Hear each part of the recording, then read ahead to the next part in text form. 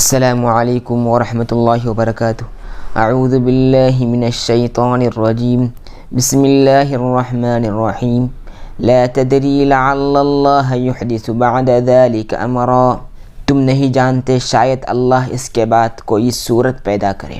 معزز ناظرین، جب انسان کے معاملات دشوار ہوتے ہیں، جب اس پر مایوسی چھا جاتی ہے، وہ ہر طرف سے مایوس ہوتا ہے اور سارے دروازے اس کے جب بند ہوتے ہیں، یہاں تک کہ وہ یہ گمان کر بیٹھتا ہے شاید اب میرا کوئی بھلا ہونے والا نہیں ہے، پھر دیکھتے ہی دیکھتے اللہ کی طرف سے اس کے لیے آسانیاں پیدا ہونی شروع ہو جاتی ہے۔ کون جانتا تھا، کس کو معلوم تھا کہ حضرت حاجرہ رضی اللہ عنہا ایک مکے کی غیر آباد سرزمین پر، بنجر زمین پر دوڑ رہی ہے یہاں سے وہاں تک اور پانی کے تلاش میں ہے۔ کس کو معلوم تھا کہ اللہ تعالیٰ اس کے بچے کے پیر سے وہاں سے پانی کو جاری کر دے گا، اور وہ پانی سے صرف وہی لوگ سیراب نہیں ہوں گے بلکہ قیامت تک آنے والی ساری امت مسلمہ اس سے سیراب ہوگی۔ کون جانتا تھا؟ اسی طرح معزز ناظرین، اللہ تبارک و تعالیٰ پلک جھپکتے ہی حالات کو تبدیل کر دیتا ہے۔ آزمائش وقتی ہوتی ہے، وہ ہمیشہ کے لیے نہیں آتی۔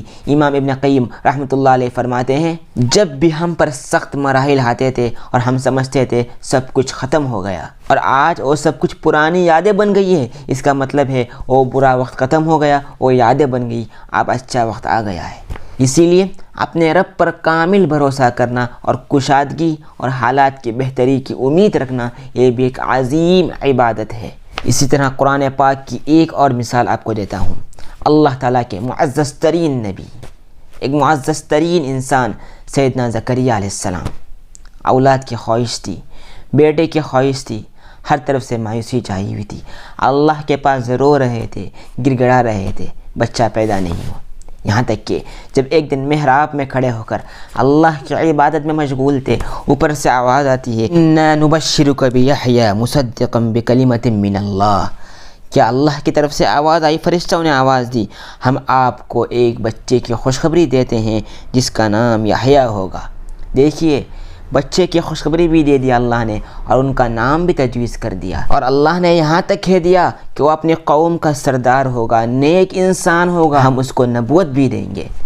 سیدنا زکریا علیہ السلام نے کہا، یا اللہ، مجھے کہاں سے بچہ پیدا ہوگا؟ میری بیوی بانجھ ہو چکی ہے، بوڑھی ہو چکی ہے، اور میری ہڈیاں کمزور ہو چکی ہے، کوئی اسباب نہیں ہے۔ اللہ نے فرمایا، کذالک اللہ یفعل ما یشاء، آواز آئی، اسی طرح اللہ تعالیٰ جو چاہتا ہے کرتا ہے۔